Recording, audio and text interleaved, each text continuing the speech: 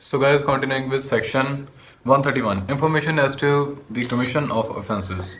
No magistrate or police officer shall be compelled to say when he got any information as to the commission of any offence, and no revenue officer shall be compelled to say when he got any information as to the commission of any offence.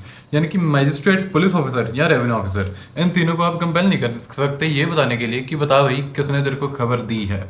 130 जो है वो official communications की बात करता है, सरकार के दफ्तरी मामले, डिपार्टमेंटल मामले, ठीक है, ऑफिशियल बातें। और ये वाला criminal law as to the commission of offence की बात करता है। रेवेन्यू ऑफिसर की डेफिनेशन, एनी ऑफिसर जो काम कर रहा है और डील कर रहा है इन लिंक टू दी ब्रांच, जो पब्लिक रेवेन्यू की ब्रांच में किसी भी तरह का छोटा बड़ा ऑफिसर है वो रेवेन्यू ऑफिसर इसमें डील किया जाएगा। Section 132 professional communication. Professional communication aim करता है प्रोटेक्शन ऑफ लॉयर्स। इसके ऊपर एमसीक्यू आ चुका है कि प्रोफेशनल कम्युनिकेशन किससे डील करता है, प्रोटेक्शन ऑफ डॉक्टर, लॉयर, किसके, इंजीनियर। आपने बताना है as to the protection of lawyers. Protection of lawyer कैसे, क्योंकि एक तो ये भी देख लो कि ये सेक्शन 21 भारतीय साक्ष्य अधिनियम की एक्सेप्शन है। वो कहता है कि एडमिशन इन सिविल केसेस करके कुछ कहता है कि when relevant, admission in civil cases when relevant, देख लेते हैं चलो। हाँ, यही कहता है admission in civil cases when relevant.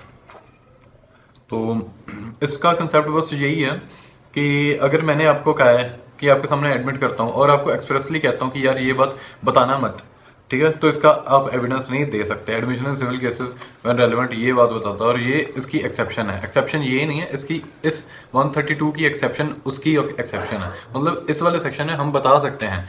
कब बता सकते हैं? जनरल लॉ में नहीं बता सकते, यानी कि सब सेक्शन 1 के आगे जो एक्सेप्शन दिए हैं उसके तहत बता सकते हैं। सिंप्लीफाई कर देता हूँ और सब सेक्शन 1 रीड करो। No advocate shall at any time be permitted unless his with his client's express consent to disclose any communication made to him in the course and for the purpose of his service as such advocate by or on the behalf of his client, or to state the contents or condition of any document with which he has become acquainted in the course and for the purpose of his professional service, or to disclose any advice given by him to his client in the course and for the purpose of such service, for the purpose of his service।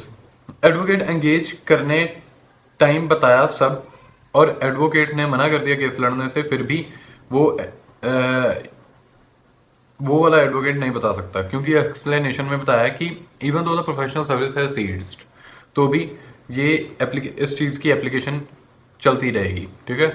वो ये कह रहे हैं कि कोई भी advocate जिसके साथ क्लाइंट ने अनलेस विद द क्लाइंट, मतलब वकील और क्लाइंट के बीच में क्या बात हुई, वकील नहीं बता सकता।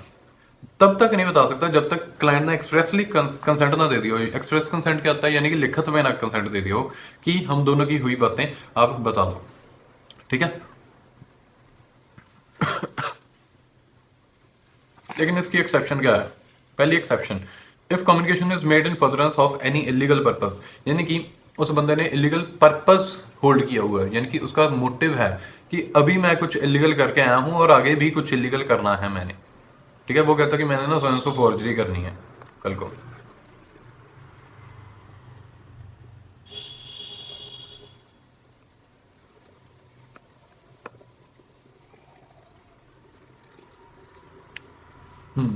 इन फर्दरेंस ऑफ इलीगल पर्पस की जो बात है, जैसे कि अगर वो कह रहा है कि मैंने फॉर्जरी की है, मुझे बचा लो, वो एडमिट कर रहा है आपके सामने, तो आपने नहीं बताना, ठीक है।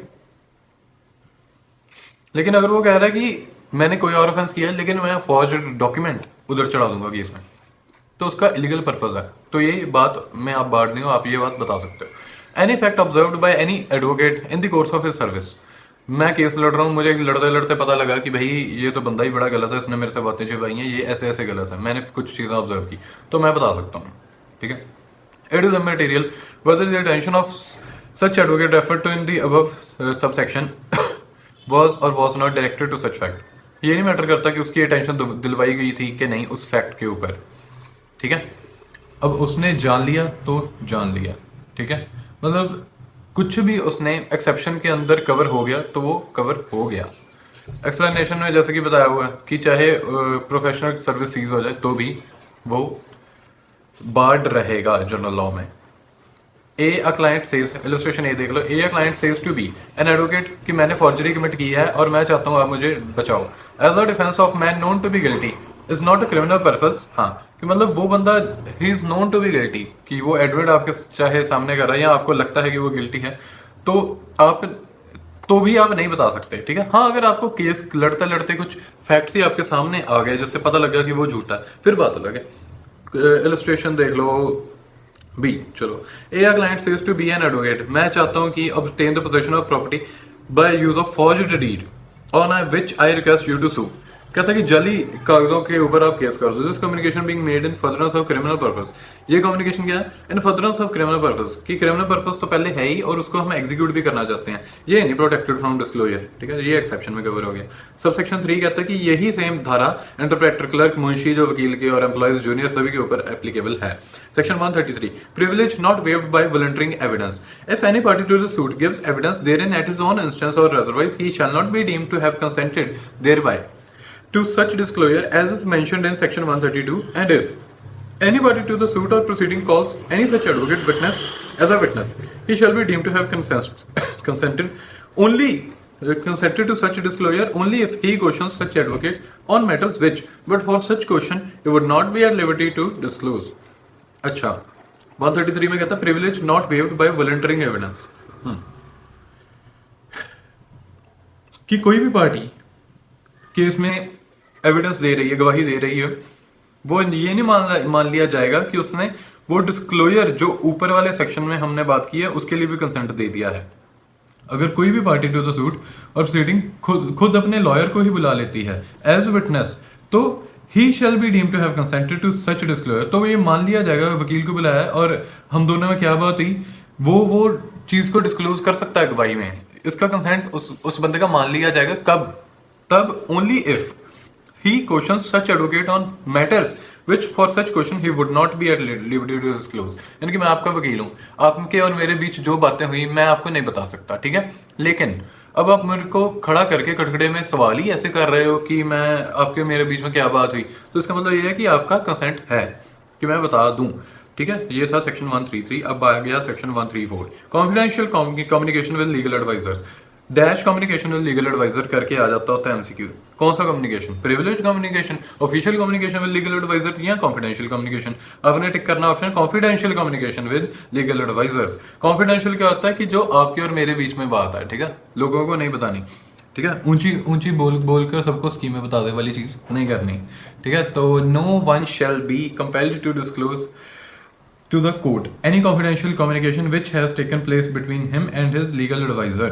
कहता है कि कंपेल नहीं कर सकते आप कोर्ट को डिस्क्लोज करने के लिए कोई भी कॉन्फिडेंशियल कम्युनिकेशन जो टेक प्लेस हुआ है मेरे और मेरे लीगल एडवाइजर के बीच में, unless he offers himself as a witness, in which case he may be compelled to disclose any such communication as may appear to the court necessary to be known in order to explain evidence which he has given but no others. कहता है कि किसी को भी compel नहीं कर सकते कि कोर्ट में जाके कोई भी कॉन्फिडेंशियल कम्युनिकेशन जो हुआ है आप उसमें बताओ, जब तक वो खुद ऑफर नहीं करता.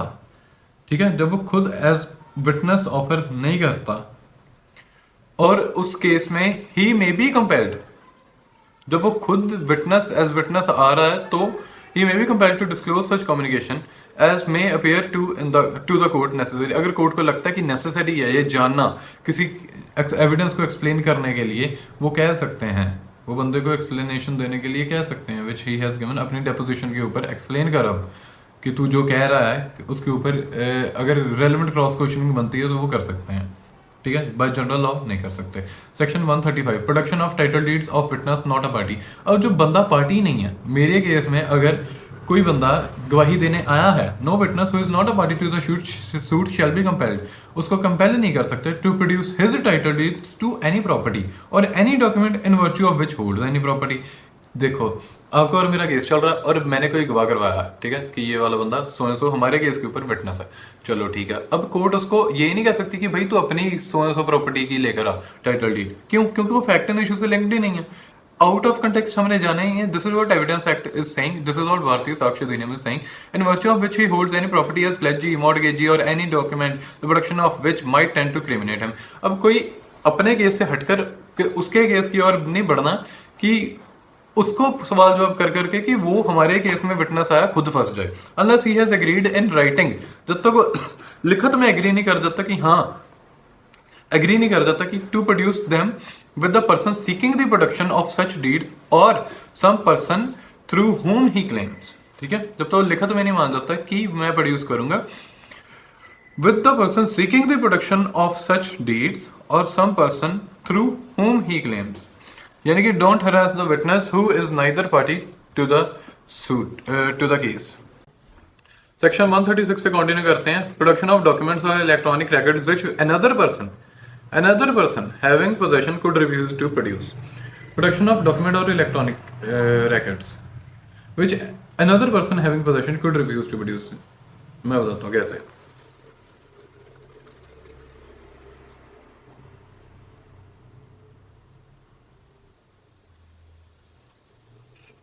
ए के पास पोजेशन है डॉक्यूमेंट्स का, बी उस डॉक्यूमेंट का मालिक।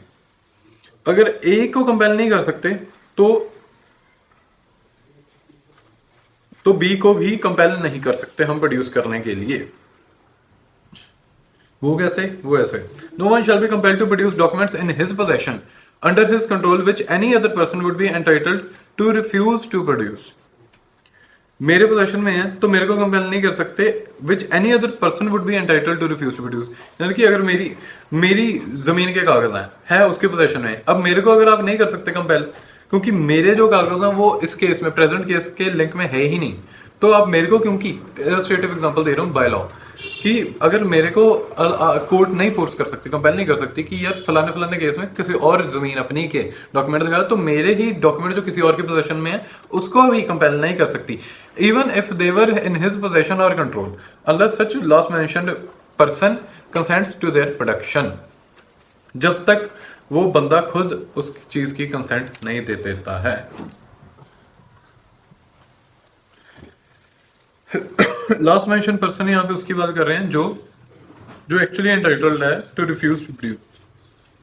Section 137, witness not excuse from answering on the ground that answer will criminate. मतलब विटनेस को एक्सक्यूज नहीं किया जाएगा आंसरिंग ऑन द ग्राउंड इस आधार पे कि उसको फंसा देगा। जनरल लॉ समझ लो कि जैसे अगर मैं सवाल का जवाब देता हूं और मैं फंसता हूं तो फिर भी मुझे आंसर करना होगा। अब समझो ध्यान से, अ witness shall not be excuse, ये कोई बहाना नहीं है कि आप इस सवाल का आंसर दोगे तो आप फंस जाओगे।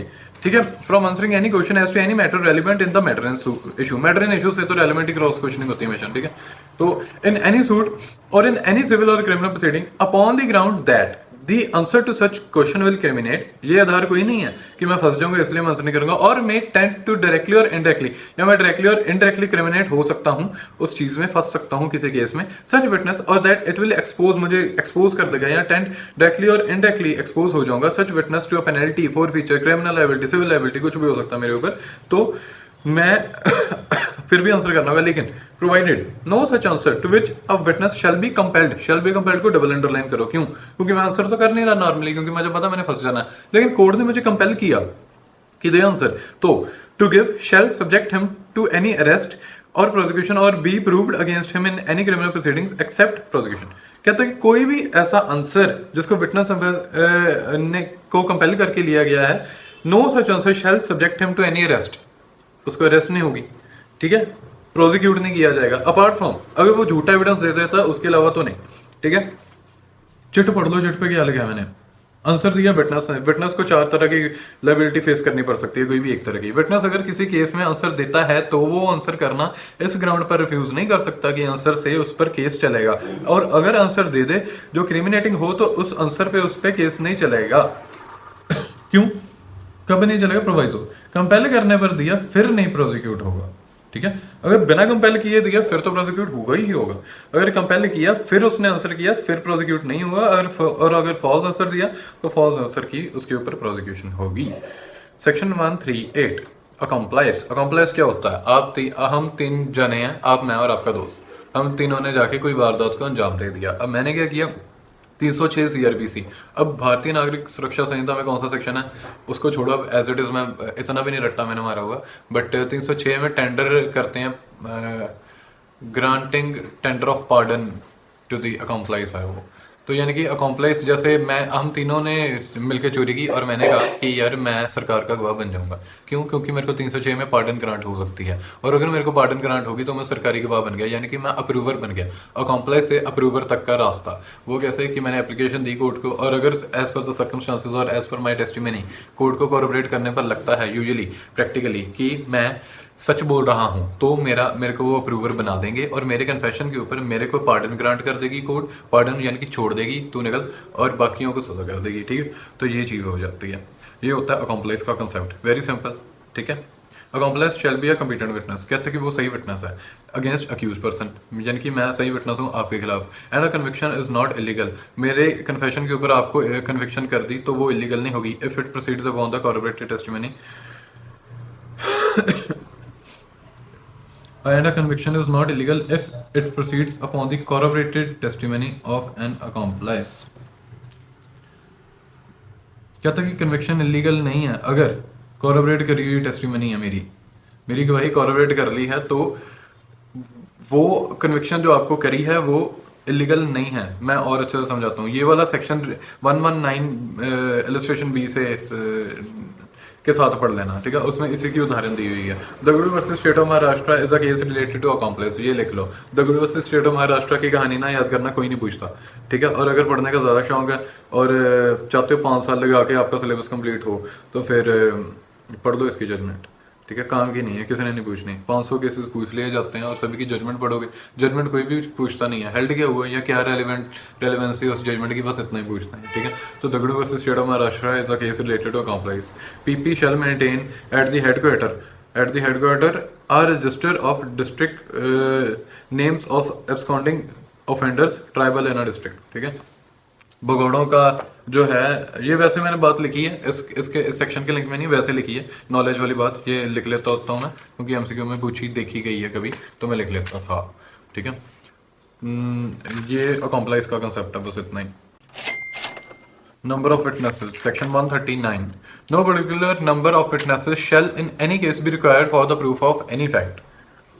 मतलब कोई पर्टिकुलर नंबर नहीं है। सुप्रीम कोर्ट वैसे कहती है कि क्वालिटी चाहे एक ही गवाह हो लेकिन ढंग का हो, ठीक है, ये चीज़ वो कहती है, क्वालिटी मैटर करती, क्वांटिटी नहीं।